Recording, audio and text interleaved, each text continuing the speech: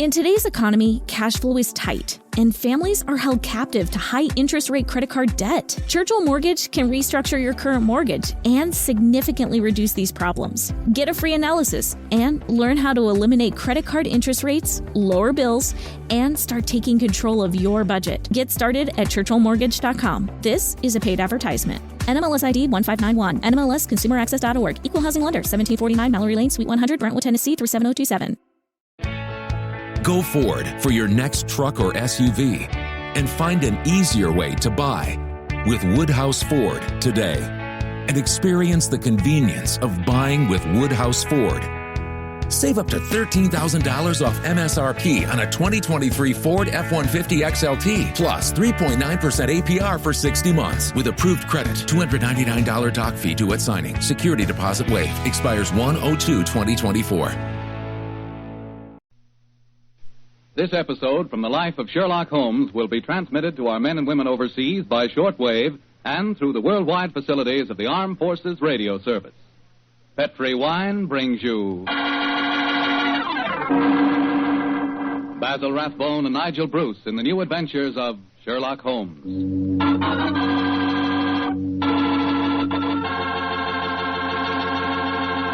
The Petri family, the family that took time to bring you good wine, invites you to listen to Dr. Watson tell us about another exciting adventure he shared with his old friend, that master detective Sherlock Holmes. It began on a summer evening in 1906. I'd been for a long walk in the park, I remember, when I returned to Baker Street and entered our rooms. Holmes looked up at me with a twinkle and spoke. You look positively glowing with health, Watson. Well, I had a splendid walk, my dear fellow. You should have come with me. The park was looking particularly beautiful. Well, old chap, during your absence, I've decided to write another monograph. Oh, what's the subject this time? Occupational liability to murder.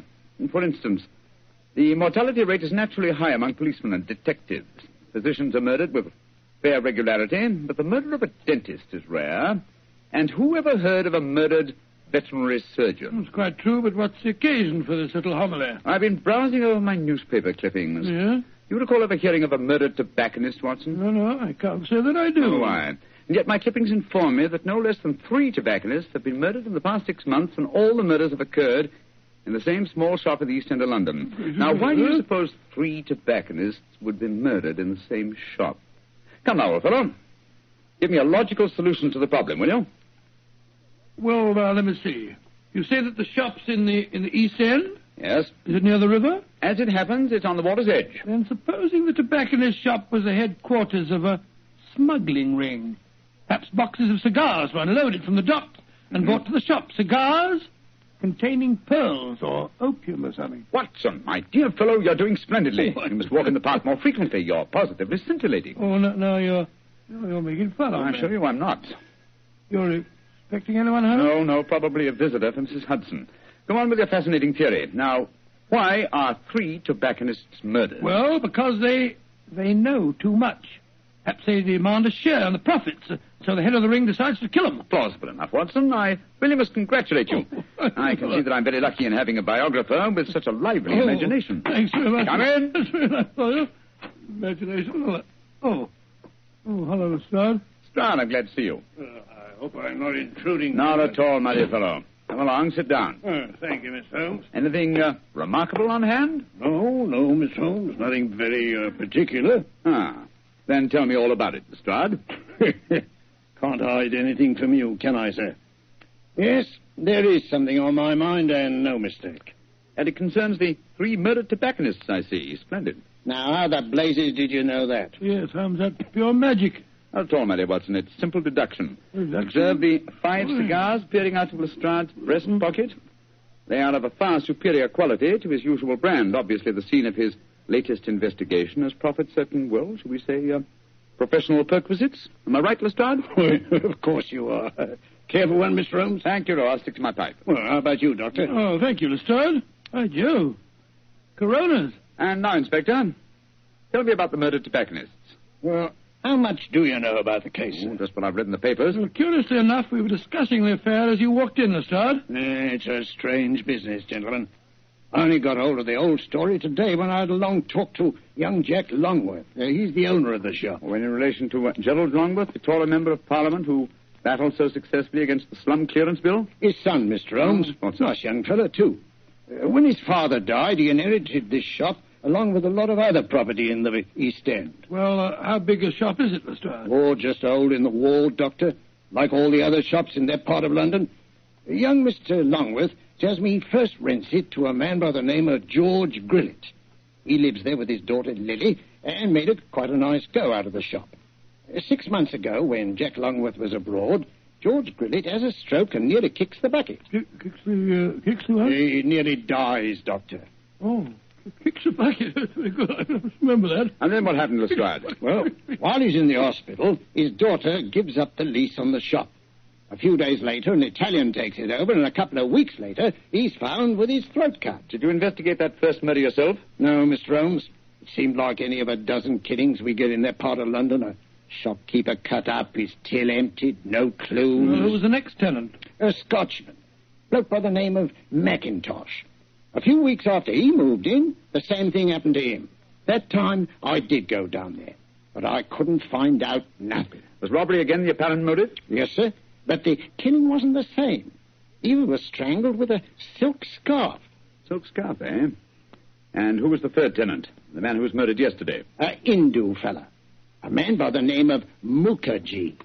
He takes it over a week last Friday, and yesterday we finds him knifed through the back and his money gone. Of course, I was down there before you could say Crystal Palace. But once again, I didn't find out nothing. No knife, no fingerprints on the till, no footprints. Just a very dead Hindu. Was young Mr. Longworth a landlord in England when these murders occurred? Yeah, that's the funny thing about it, Mr. Holmes. He docked at Tilbury yesterday morning. He didn't know nothing about what had been going on. Well, I imagine he'll have difficulty in renting the shop after 3 murders. Well, that's just it, Doctor. That's why he comes to me at the yard. George Grillet, his first tenant of the shop, moved back there today with his daughter Lily. And young Mr. Longworth's worried about them.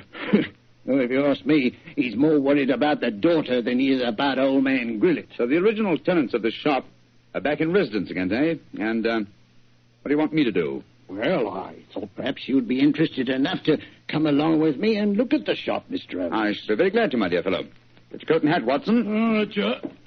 Oh, dear, that wretched instrument. I'll answer it. Hello? Mycroft, how are you? What? Yes. Yes, he's here now. Why, of course. I'll do everything I can, certainly. Let's have dinner together soon, shall we? Splendid idea. All right, goodbye. Well, was that your brother, Holmes? Yes. Lestrade, I do think you might have told me the whole truth. Well, how do you mean, sir? I thought your visit was prompted by a need for friendly assistance. I didn't realize that you came here virtually on a government order. Well, it wasn't just quite like that, Mr. What's Holmes. the government got to do with the case, and how does your brother Mycroft fit into the picture? Not sure yet. But of one thing we may be certain. There's obviously a great deal more in this case than Lestrade would have us believe. Why do you say that, Holmes? You must bear in mind, old fellow, that occasionally Mycroft is the British government.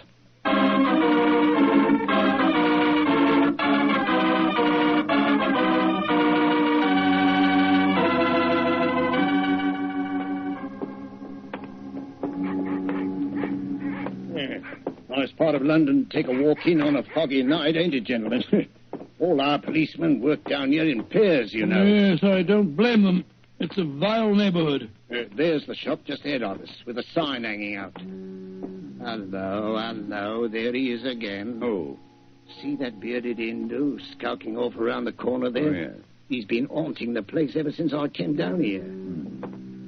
So a bearded Hindu haunts the place, eh? Yes, and yesterday, Holmes, the Hindu proprietor of the shop was murdered. Exactly. Well, here we are. I'll go in first. Depressing-looking place, huh?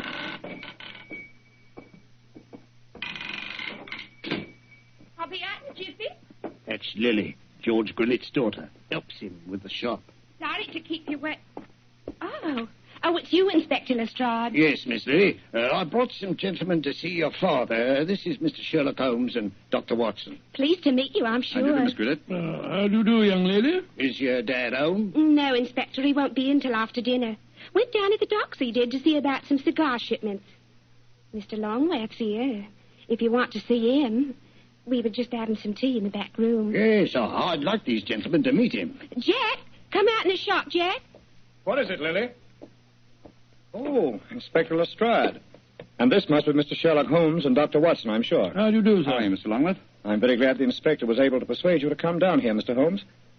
I'm dreadfully worried about this business, particularly since Lily's father insisted on coming back here. I'm afraid they're in great danger, but I can't make Mr. Grillett see it.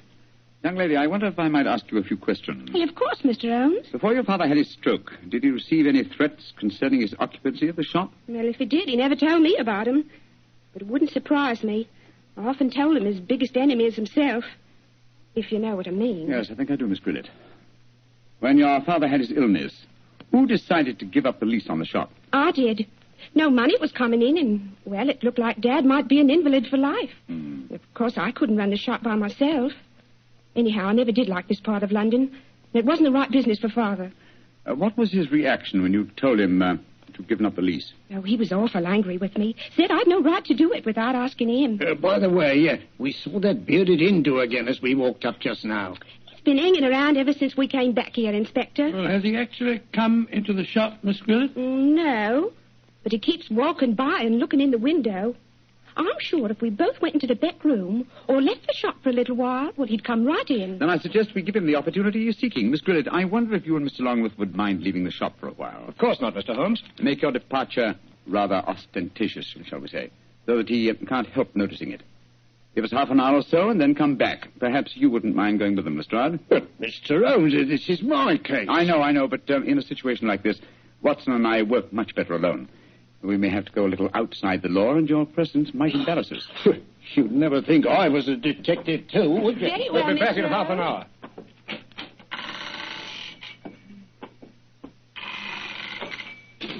hour. Poor old Lestrade. He gets very touchy as the years roll by. Yeah, I blame him. I'm leaving him completely in the dark. Come on, Watson. Behind the counter. No, my dear fellow. Not under it, old chap. We lift the flap. So. Now I suggest we crouch down behind here. Come on. That's it.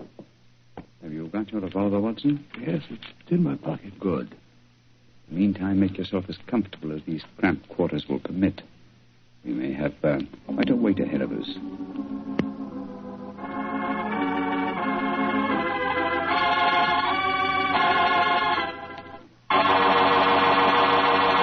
Look, Holmes. There's the Hindu now, peering through the window. Revolver handy. Yes, sir. Here he comes.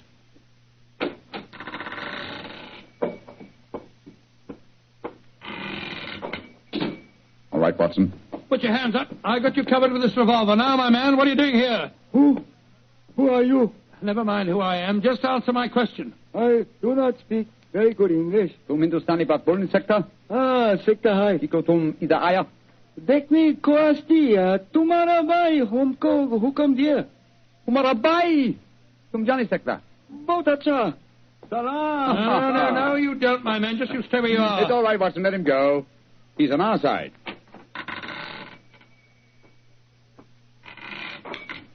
I wish you'd tell me what in thunder's going on. Who that man was and why you let him go. He's an investigator from the Foreign Office, old chap.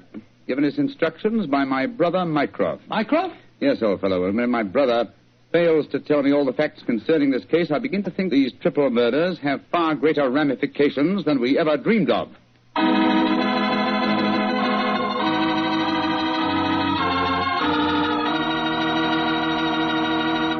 Dr. Watson's story will continue in just a second. Just about time enough for me to mention that any meal becomes a better meal when you serve it with Petri wine. And say, you'll find that Petri California Burgundy and Petri California Sauterne are just made to go with food. That Petri Burgundy is a rich red wine that's bosom pals with any meat or meat dish. Boy, what a flavor. And that Petri Sauterne is the delicate white wine that's just perfect with chicken or with fish. Yes, sir, with food, you just can't beat a good Petri wine.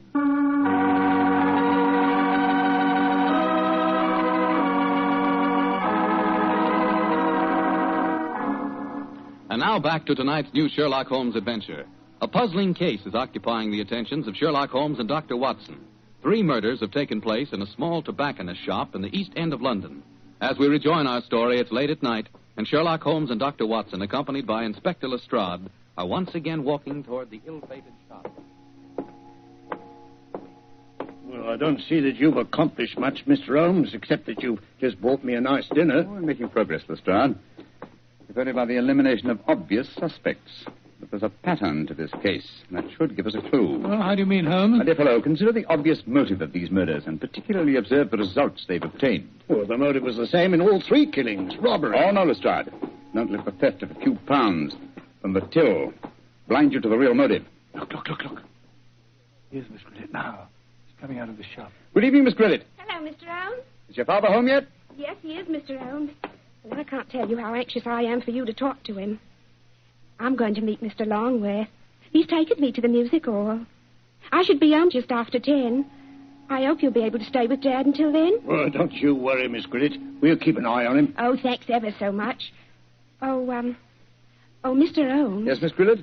Please don't go into our rooms in the back, will you? I've left things in a frightful mess. I quite understand, Miss Grillet. Well, ta-ta all. See you later. Let's go into the shop.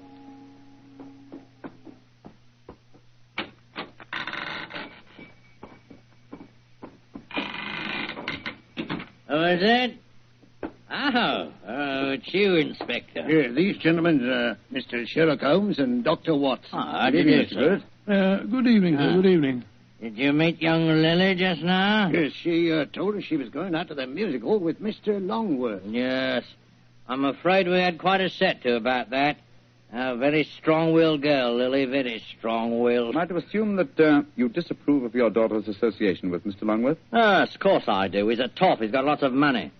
Lily's so blind she can't see that he's up to no good. I'm pretty sure he's afraid I might find out what's really at the back of these here murders. And what is your theory, sir? Well, I'll tell you this in confidence. Got nothing to back it up now, you understand. There's been talk of widening the docks around here. That'd make property values go up, you see, of course. Well, young Longworth's been trying to buy up all the other shops along the waterfront here, but they wouldn't sell. If you ask me, he's had these murders done just to frighten people away so that he could buy cheap. Now, I'm not saying that he did the murders himself, you understand, but he planned them. Why, in these parts, it's easy enough any night to get a throat cut for a couple of quid. Yeah. That's why I'm glad you're here, gents. You see, I just got another warning. Warning? What do you mean, sir, warning? Found this note slipped under that door there not 3/4 of an hour ago. Receive, please. What does it say, Holmes? I shall call on you at 8:30 tonight. You know what's good for you. You'll be waiting for me alone. Try any funny tricks, you'll go where I sent the rest of them. Well, that's obviously from the killer. Possibly. What's the time now? Look, it's 8:20. I was hoping you gentlemen would wait in our rooms back of the shop. You can hear what's going on in here, and if he tries any rough stuff, you can pop in and nab him. Just what I was about to suggest myself, Mr. Grillet. Lead the way, will you? Oh, yes. Just step behind the counter, gents. Through here. Here we are. Ain't exactly Buckingham Palace back here, but you can make yourselves comfortable, can't you, gents? Oh, don't you worry about us, Grillet. Oh, I better turn out the gas. If this bloke spots a light under the door in here, he might smell a rat. Now, there we are. Now, as soon as I see him coming in the shop, I'll knock twice on the door, like this. And that'll give you the signal that he's here. Is that right? Right, you are, Grillet. All right, now keep your ears open, gents. I may need your help. Where are you, Holmes? I can't see a thing. Over here, Watson. You know, I've got another theory why Jack Longworth might be at the back of all this. You listening, Holmes? Yes, I'm listening, old fellow. What is your theory? Longworth knows that Grillet doesn't approve of his having anything to do with Lily. So when he goes abroad, he leaves instructions to murder the tobacconist. The assassins don't know about Grillet having a stroke, of course, so they keep murdering the wrong fellow. Well, that makes very good sense, Doctor. What do you say, Mr. Holmes? Holmes? Holmes? Where are you? Oh, bless my soul, he's disappeared. No, I haven't. I was just exploring. Shh.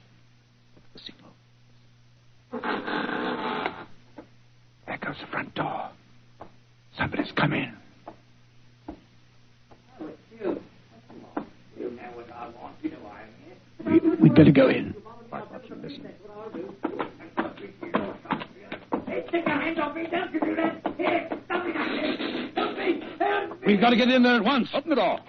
Wait, stop. Never mind that. Get your shoulders into it. Come on, help me. On here. Go. Come on, one more.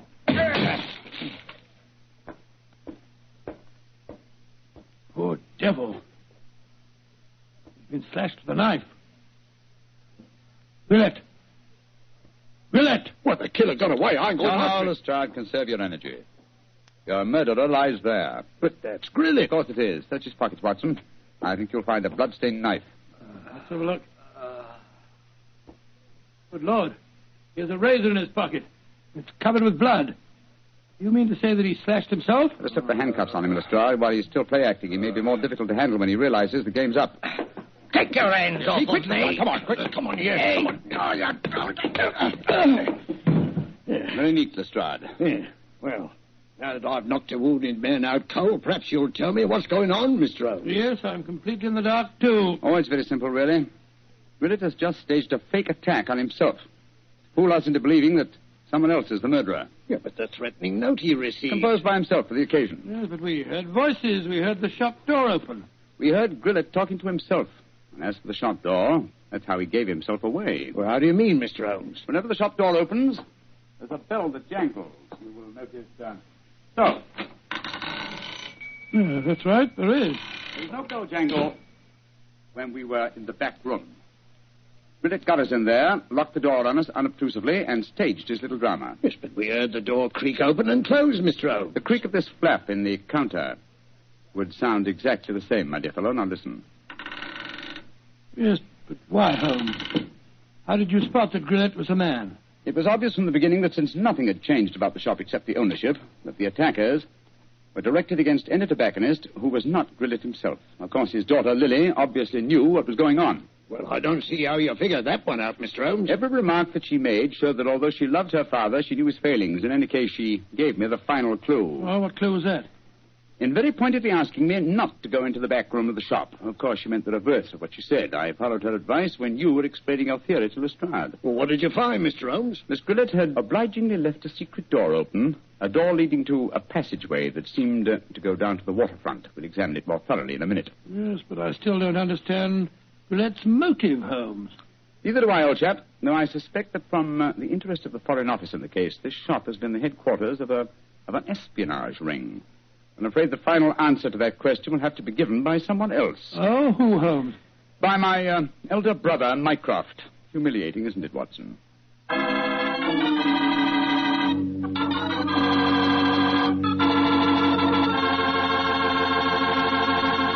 And what was the final answer to the question, Dr. Watson? Well, Holmes was right as usual, Mr. Foreman. The shop had been the headquarters of a spy ring operated by Grillet.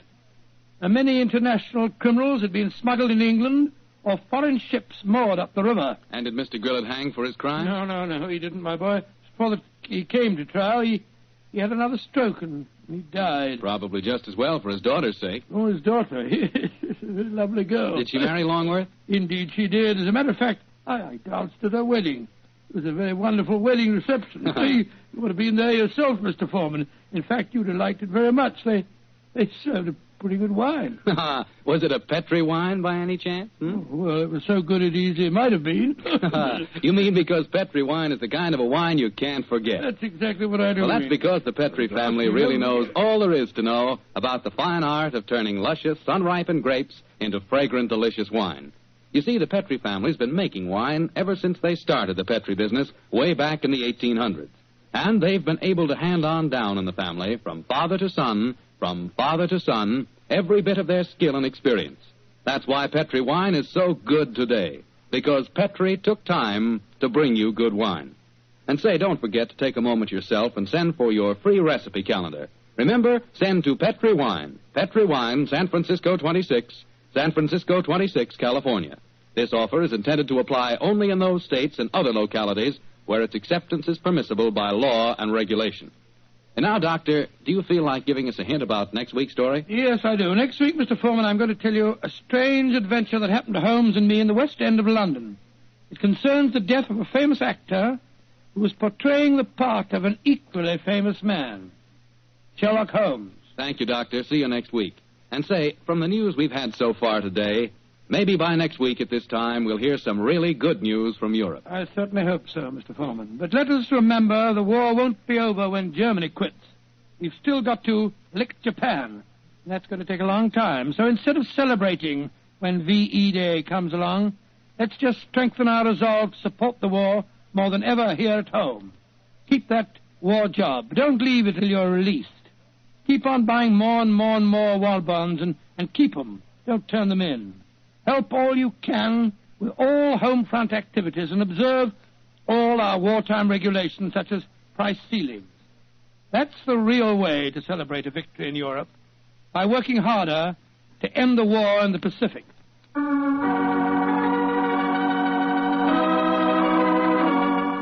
Tonight's Sherlock Holmes adventure is written by Dennis Green and Anthony Boucher and is based on an incident in the Sir Arthur Conan Doyle story, The Adventure of the Six Napoleons. Mr. Rathbone appears through the courtesy of Metro-Goldwyn-Mayer and Mr. Bruce through the courtesy of Universal Pictures, where they are now starring in the Sherlock Holmes series.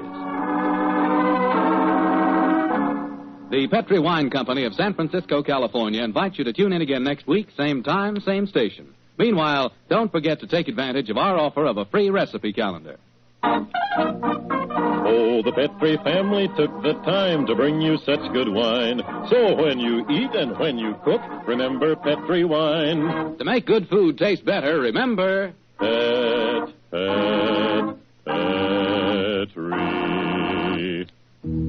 wine. This is Bill Foreman saying goodnight for the Petri family. Sherlock Holmes comes to you from our Hollywood studios. This is the Mutual Broadcasting System.